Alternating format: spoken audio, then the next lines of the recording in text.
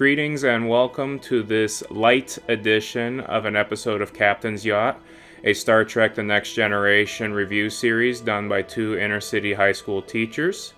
The purpose of these light episodes is to demonstrate more intermediate levels of video editing and videography for students that have the basic understanding of how podcasting works and decide they want to expand on their knowledge. An added purpose of our light episodes is to break Scholar Beta's and my discussions of Star Trek The Next Generation from a 90-minute podcast episode into smaller, more manageable pieces for you, the YouTube audience. So let's beam aboard the Captain's Yacht and see what we're all talking about today.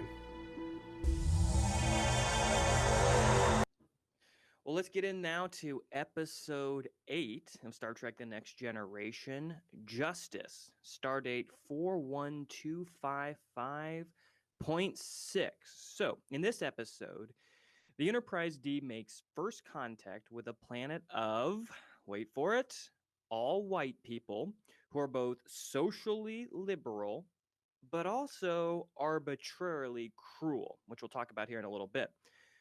And this entire planet is ruled by an orbital, semi transparent spaceship known as God. Okay, hey, pretty straightforward premise here. We're going to make first contact with a group of kind of primitive people, and there's actually a technological ruler that they don't know about pulling strings behind the scene. So, what genres are we getting here? Basically, it's planetary adventure, like maybe planetary melodrama. Kind of has the trappings of space opera, if you ask me. But then, more specifically, some tropes we're going to get into and look at. We've got another monoracial species, but this time it's all white people with blonde hair, which is really problematic, and we're going to talk about that when we get into things that don't work. We also have a very sexually liberated open species, which we're going to kind of see time and time again in Star Trek, I suppose, to contrast the 80s kind of reserved American culture. It was American culture reserved in the 80s, Captain? I don't Oh, even yeah. remember. But anyways, and then finally the last trope, we have a godlike alien. When we get to talking about some behind the scenes stuff, well, I guess maybe at the end of the episode, actually, when we talk about firsts, we'll talk about that model or prop they use for the godlike alien. It's one of my favorites of all time. It's going to come back in another favorite episode. So Definitely. that's what we have. A first contact with a monoracial group of people that are arbitrarily cruel, and we're going to talk about that here in just a little bit. So, what's going on behind the scenes in this episode, Captain? Tell us a little bit about its development. So this was the second episode script that was bought by Paramount after Encounter at Farpoint. Its story bears little resemblance to what was actually aired. The original conflict of the episode revolved around a quote unquote red shirt security officer named Ooh. Tenson. Yep.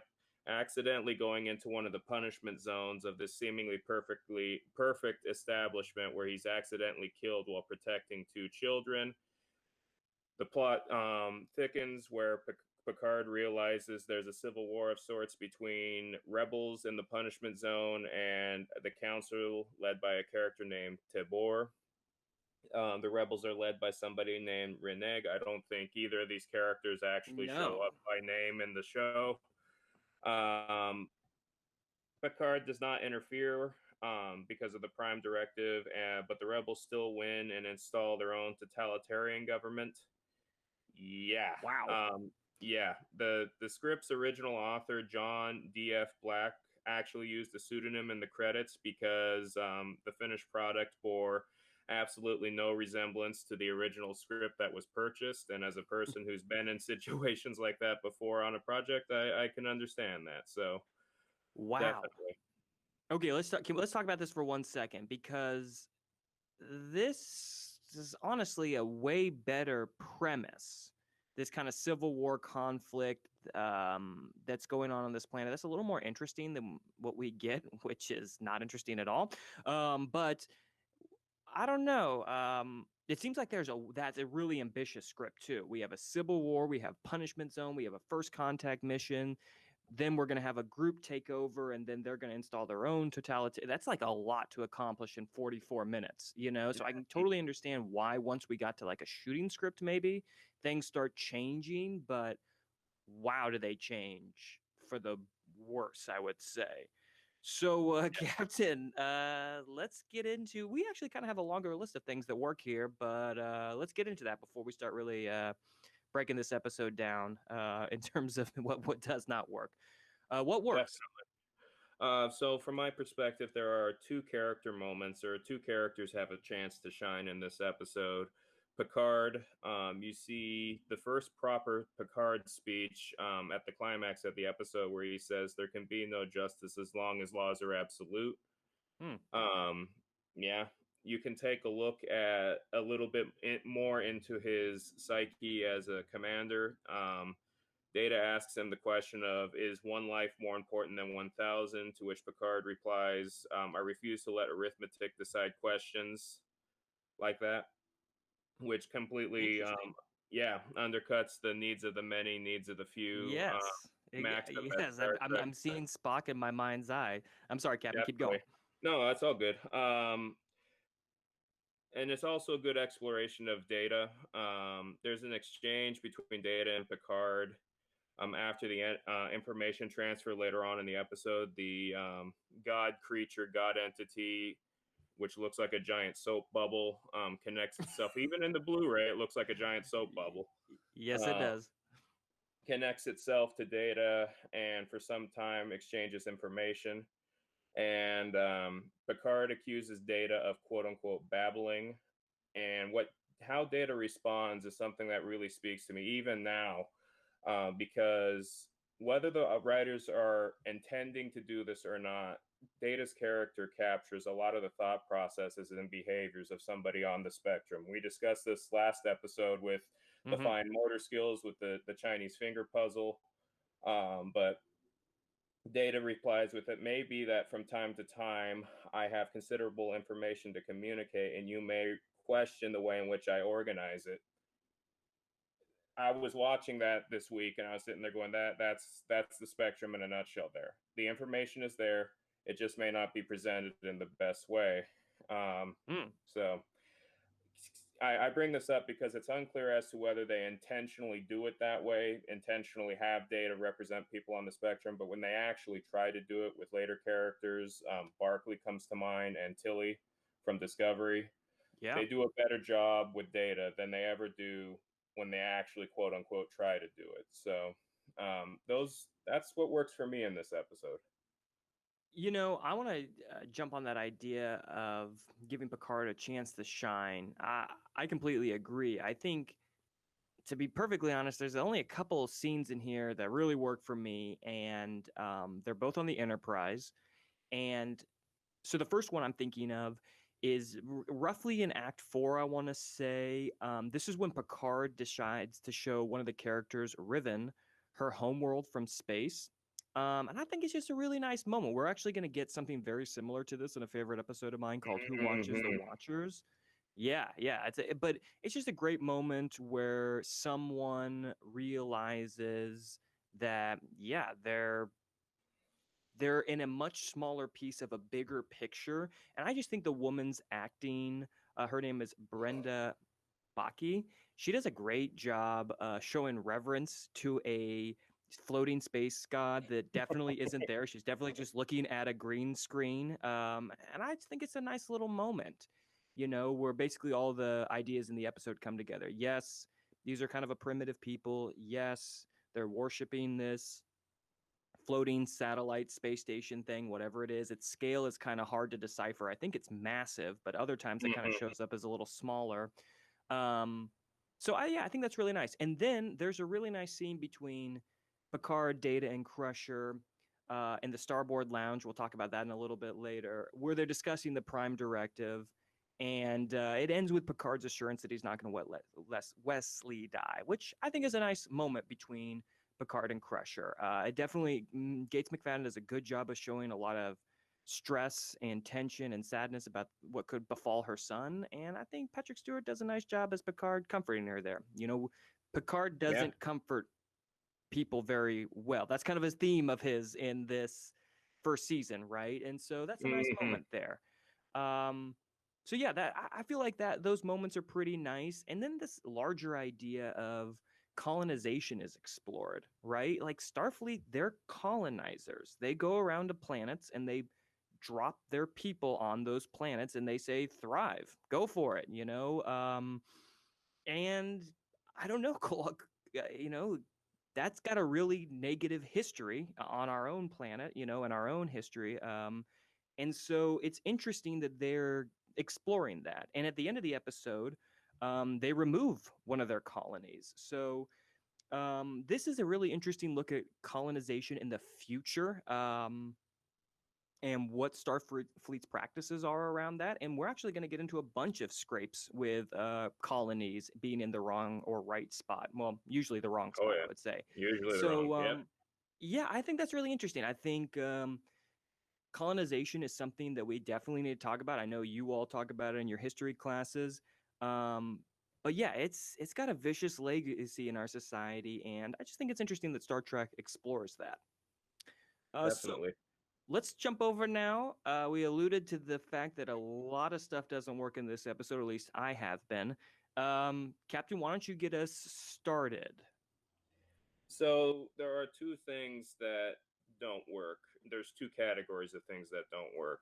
There's mechanical parts on the part of the story that don't work, and then there are things that were chosen at a particular time in history which do not age very well at all.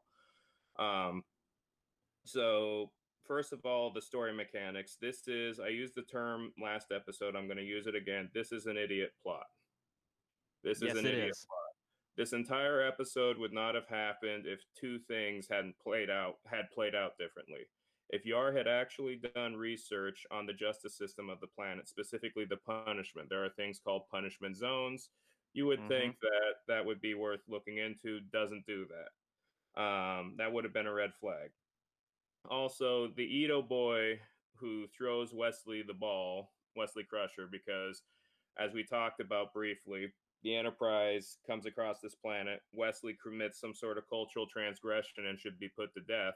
And the entire reason why that happens shouldn't have, because if the Edo boy truly knew the punishment zones, Yeah, if he knew his own he laws. would have thrown the ball at a different way. Now, if you had written it differently, you could have gotten around that. But as written, as presented, from a story mechanical sense, it should not have happened in the logic of the story. If you're a civilization where your very life depends on not being in a certain place, you would know Mm-hmm. and would avoid it.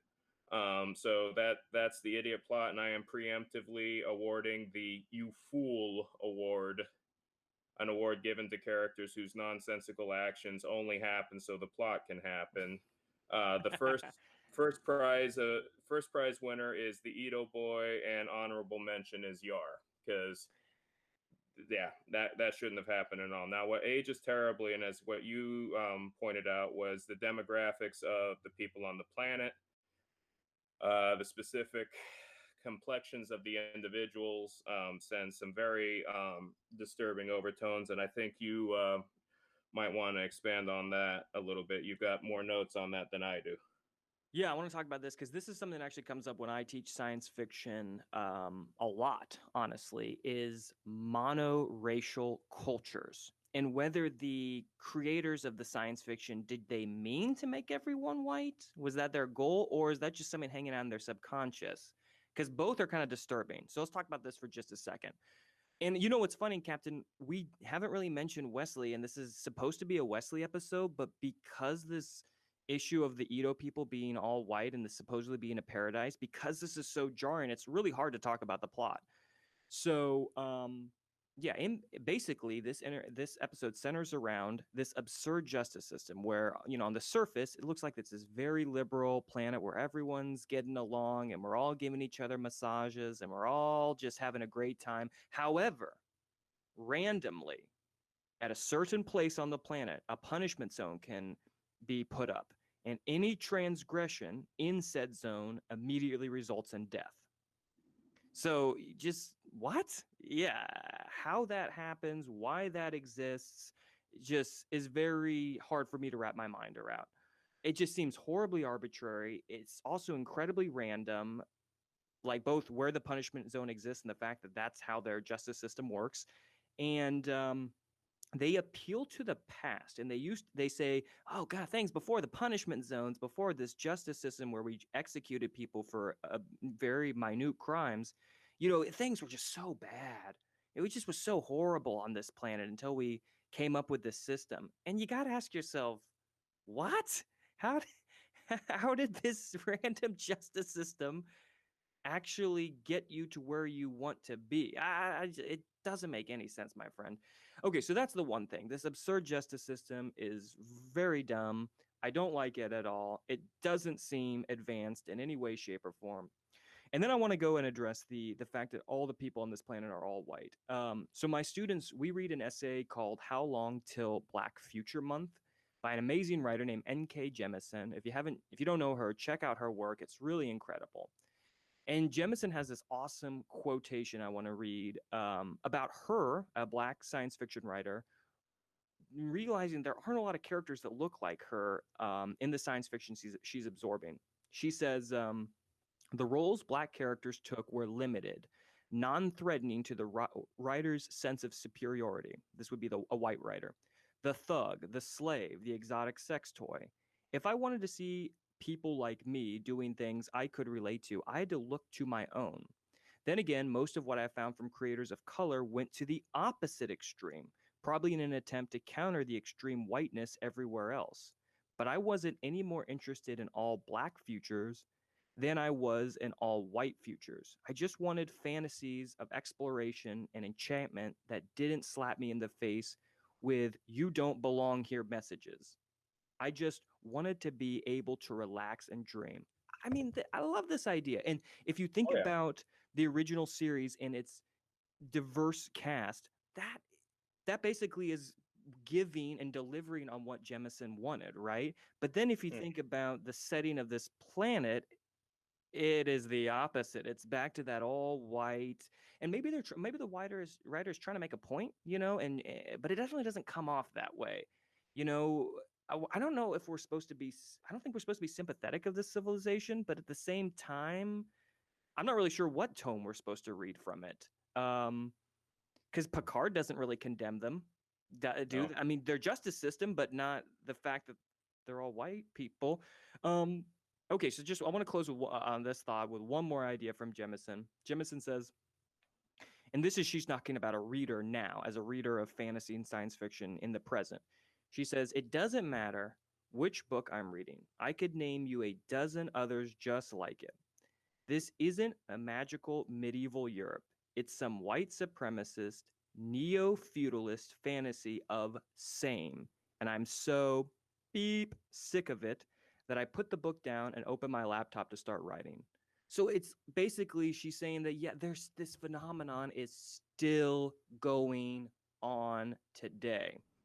Where writers are creating these quote unquote fantasy worlds, but they're full of people that all look the same, and they don't have any space for people who look like Jemison or other folks of color. So that is, I just, if I can appreciate this episode for anything, it's that we can bring up and talk about this concept of a fantasy of the same. I love that phrase that she uses, fantasy of same, because that's what's going on in the Edo planet. So yeah, that's my read of this. I think it's really important for people to kind of look into the setting of these fantastical worlds and realize they can be whatever the writer wants, and to really question the decisions the writer makes when they populate the worlds. I think that's an incredibly important thing for science fiction writers to think about and science fiction consumers. And you had brought up So, something I want to yes, capitalize on please. just a little bit, dear scholar. You had used the expression something about manifestation of the writer's subconscious. Yeah, yeah. I think there's something to be said in that, and I think that the demographics of these characters represent that perhaps more than anything else. It's they don't know what they don't know. Case in point, if I were to give credit, because predominantly in Star Trek, from the original series all the way to the Kurtzman era, you have a predominant non-person of color writing staff, directorial staff, etc. If I were to Yep. give credit where credit is due, I have been critical of Kurtzman era Star Trek, but to give credit where credit is due, and this is something I wholeheartedly applaud. Hanelle Culpepper is the first African American woman to direct a Star Trek episode. She did Mm. a couple episodes of Picard, if my research is correct, and she that was 2000 what 1920. Yeah. So It's taken a minute, I hasn't it? Yeah. it has so it's great that we're progressing in that direction. It's just it's been the norm for 40 of the 50 years, 50 of the 60 years that Star Trek has been around. So that's definitely something to be said. So, are you ready for first some facts on this episode? Let's do it. I've got one. You've got one. You start us off. Wonderful. So, first some facts. Data describes the Eidos God spacecraft as the God Thing. This is most likely an episode to one of the early drafts of Star Trek: Star Trek: The Motion Picture, of the same name, the God Thing. It involves an alien spacecraft intelligence floating around from one civilization to the other, demanding worship or it will die. Now, Mm. yeah, Roddenberry Yeah. was an outspoken atheist. I can definitely see his overtones on this one. Now, you had a couple things, Scholar Beta, to bring up here. Oh yeah, oh yeah. So the Edo God space station thing, whatever it is, it's going to come back in season 5 as the Lysinian Central Command building in one of my favorite episodes called Conundrum with First Officer McDuff. Oh, I hope the captain's yacht has enough sustainability to get us to some of these amazing episodes that I'm talking about. I hope I so. think it is. I think it is. We got a great fuel supply. Anyways, so I think it's a gorgeous model. I love it. I think it works here, okay-ish. It really could have been anything. But I just think, yeah, it's a really nice looking prop, and I'm excited for it to come back in season 5. And I'll also say that the Rubicon 2, or I'm sorry, 3 setting is actually, we're going to see it a whole bunch too. Oh yeah. It's from something called the Tillman Water Reclamation Plant in California, and it's going to be mixed in with a variety of matte paintings to show some Starfleet buildings and like tubes and other stuff like that on the planet's surface. So yeah, the surface of um, this planet is going to come back as Starfleet Academy, so that's kind of cool. Wonderful. How about And some it's awards, also my friend? it's also very quickly, if you're a fan of the Bill and Ted universe, the Yeah. Tillman Water Reclamation Plant is also where Bill and Ted University is. So, on to episode awards. We talked about the You Fool Award. The Edo boy gets it. Mm-hmm. Nonsensically throwing a ball into the forbidden, or excuse me, the punishment zone so the episode can happen. Yar gets honorable mention there. Also, the Picard Facepalm Award. Uh, the scene in which, if you may remember, is the an award given to something that's painfully awkward for one reason or another. Mm-hmm. And the scene in which the Enterprise away team meets the Edo is profoundly cringeworthy for all the Yes. actors. Everybody looks visibly uncomfortable. I don't know if that's intentional or not. I think you got some matte paintings to deal with here, Scholar. Yeah, no, I just wanted to say on that point, yeah, the costuming is so bad. It is so bad. Anyways, let's just move on from that. I just already talked about the no map painting is actually going to take place here, but in the future they're going to get mixed in to the Tillman water plant background to form Starfleet Academy, just like I was saying earlier. I actually want to jump to Enterprise interiors. We're going to get something called the Starboard Lounge in this, and Starboard Lounge, and I think that's really fascinating that they're just kind of like hangout spots all over the Enterprise. Let's go hang out on the starboard side. Let's go hang out on the port side. Let's go hang out on 10 forward, 9 forward, whatever it is. I like that they put a lot of like places to hang out. And Oh so yeah, Data and Picard are hanging out in the starboard lounge. They're looking at the Edo God space station thing. And this is so obviously a crew quarter redress, but I like it. I like it. It looks comfortable. You can see Data and Picard lounging over there in that first screen capture that I was able to pull. And then again, we get a reverse angle where they're both looking out at the Ito space station thing, and Picard definitely looks like he's lounging there. So Oh yeah. yeah, that's my Enterprise interior. I don't think it's gonna ever come back, but hey, I'll be keeping an eye out for it in case it does. Awesome. Well, that's a good thing to bring up because I think a lot of those go away when 10 Forward comes available, but that's only a season 2 thing. You're absolutely right about that. Yeah, actually, Wonderful. that makes a ton of sense. Yeah, and it saves money too. The various lounges and then building that set. Do we have anything else to say before beam out? We got five I just want minutes. to give. I think actually, I just want to give a shout out to N.K. Jemisin. Go check out her work. Go check out her essay work and her fiction. It's awesome. Awesome. Gonna look at it myself. With that said, are we ready for beam out? Captain, I think we are. I think All right. we covered the points we need to make in this amazing air quotes episode. Awesome. Let's beam out. This concludes the light version of this episode. On behalf of Scholar Beta, we hope you've enjoyed this episode.